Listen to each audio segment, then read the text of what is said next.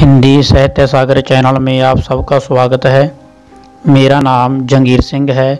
यदि आप यह वीडियो पहली बार देख रहे हो तो मेरे चैनल को सब्सक्राइब, लाइक और शेयर ज़रूर करें ताकि मेरे चैनल की वीडियो आपको सबसे पहले मिले और आपकी पढ़ाई अच्छी तरह से हो जाए। आज हम करने वाले हैं थके पाँव।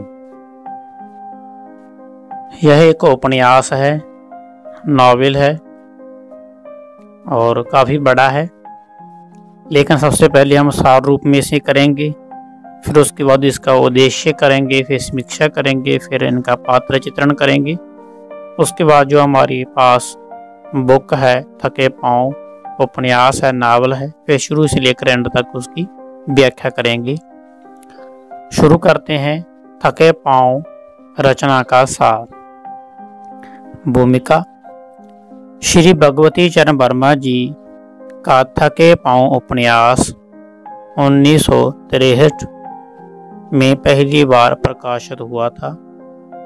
इसमें लेखक ने मध्यवर्गीय परिवार से जुड़े केशव की कथा कही है, लेकिन बहुत से विद्वान यह मानते हैं कि यह कथा भगवती चरण वर्मा जी की खुद की कथा है, इनकी खुद की आत्मकथा है, लेकिन इन्होंने पात्रों के माध्यम के द्वारा प्रस्तुत की है।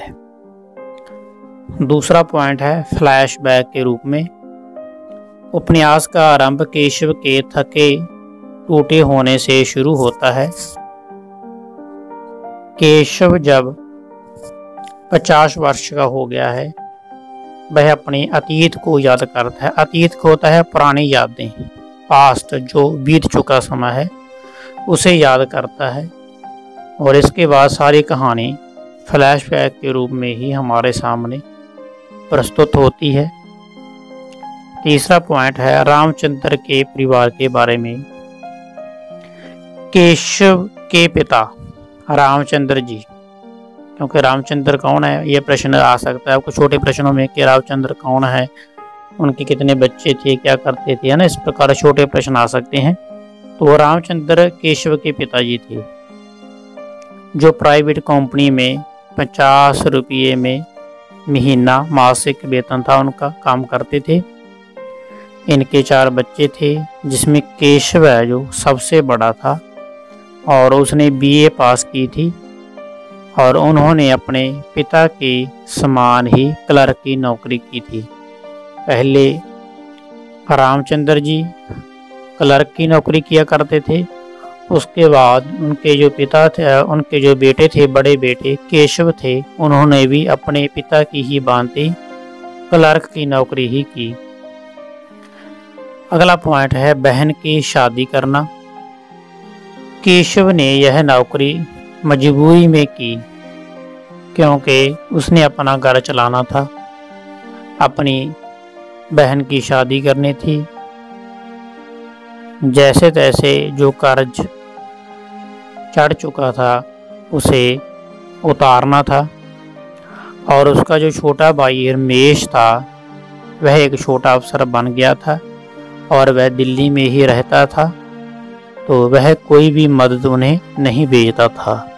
तो इसलिए मजबूरन ही केशव को यह क्लर्क की नौकरी अपना घर चलाने के लिए, अपनी बहन की शादी के लिए करनी पड़ी थी।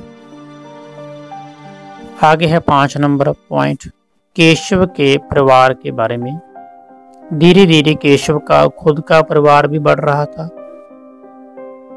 और इनके 3 लड़के 2 लड़कियां थी, अर्थात परिवार नियोजन नहीं था। परिवार बड़ा होता जा रहा था, और जो घर की कबीलदारी थी वो बढ़ रही थी, दिन प्रतिदिन बढ़ रही थी, और घर का जो गुजारा था वह बड़ी मुश्किल से चलता था। बड़े लड़के मोहन के बारे में। मोहन केशव का ही बड़ा लड़का है। मोहन एमए कर रहा था। केशव को उस पर आशाएं थी कि वह कुछ अच्छी नौकरी करेगा और घर का गुजारा अच्छी तरह से हो जाएगा, लेकिन इसकी जल्दी शादी होने के कारण वह ना तो अच्छी नौकरी कर सका और ना ही पीसीएस परीक्षा पास होने के बाद भी वह चुना गया। जैसे कि रामचंद्र का लड़का था केशव और केशव का लड़का था मोहन। जिस प्रकार रामचंद्र ने गलती की थी अपने बेटे की जल्दी शादी करके उसे क्लर्क की नौकरी दिलाई थी, उसी प्रकार इसने भी गलती कर दी थी, केशव ने भी गलती कर दी थी। मोहन की जल्दी शादी करके वह पीसीएस तो पास कर चुका था, लेकिन वह चुना नहीं गया था, उसे नौकरी नहीं मिली थी।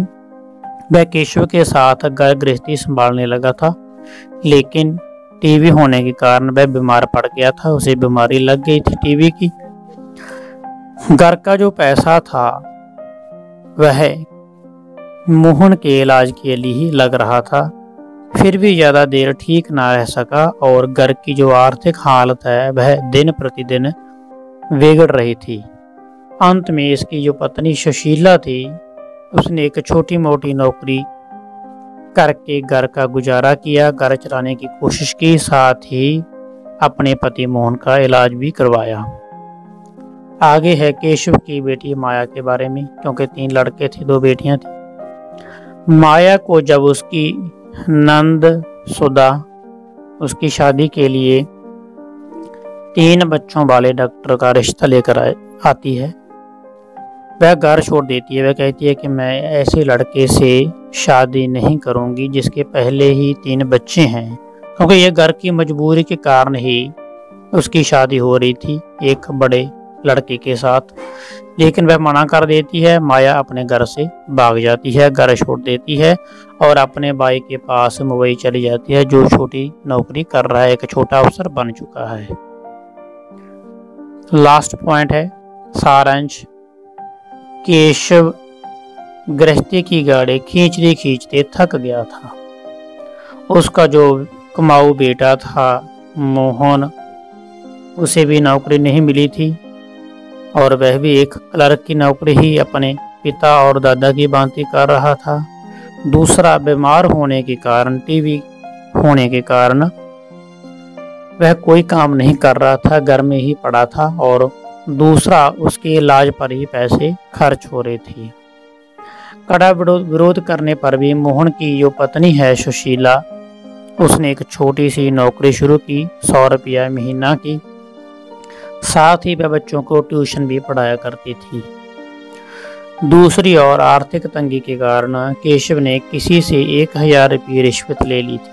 क्लर्क था और किसी का काम निकलवाने के लिए उसने 1000 रुपया रिश्वत ले ली थी, पर उसकी आत्मा उसे कचोटती रही थी।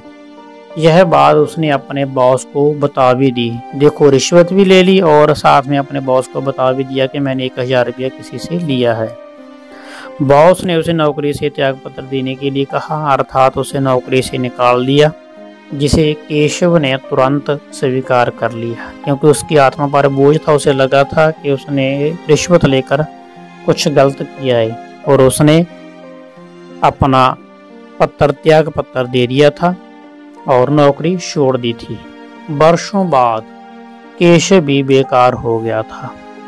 तभी उसे केशन और माया के भेजे 1500 रुपये मिले और केशव रिश्वत के 1000 रुपये को अनाथालय में जमा करवाने के लिए घर से निकल पड़ा था। उसे लगा था कि मैं अपनी आत्मा का बोझ इससे से कम कर सकूंगा। जो 1500 रुपये उसकी बेटी और बेटे ने बाहर से भेजे थे, वह अनाथालय में उन्होंने जमा करवा दिए थे। उसे अजीब तरह की थकावट थी और उसके पाँव में वह सोचने लगा कि क्या थकावट कभी दूर भी होगी या नहीं। इसका जो शीर्षक है वह है थके पाँव। तो लास्ट में यही पंक्ति आती है कि उसे अजीब तरह की थकावट थी उसके पाँव में, अर्थात उसके पाँव थक चुके थे।